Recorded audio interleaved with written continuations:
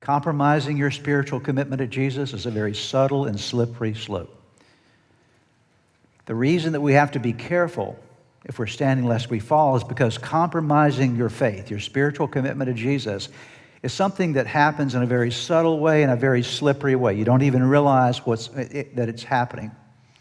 Most people that I've seen who've fallen away from their faith didn't do it all of a sudden overnight. They did it by incremental steps in the journey, steps downward instead of steps upward.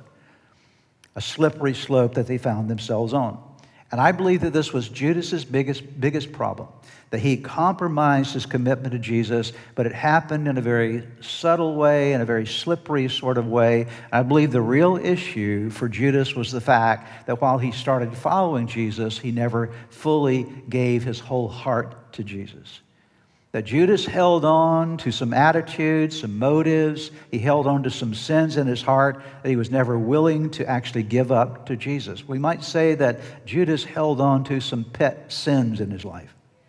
You know what a pet sin is? A pet sin is a sin that you don't really want to deal with because it's kind of your pet. Well, I'm going to hold on to this. I'm going to keep this. It's not really that bad. It's not really that big of an issue, but I want to keep that part of my life to myself. When you and I hold on to and nurture certain pet sins in our lives, it's something that all of us can have. We have to be very careful of little areas of our life. We say, you know what, I'm going to hold on to that area. It's not a big deal. I want to keep this in my life.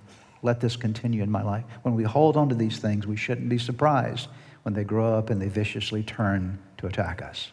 So compromising our commitment to Jesus is very subtle, it's very slippery, and it's our downfall if we're not aware of it.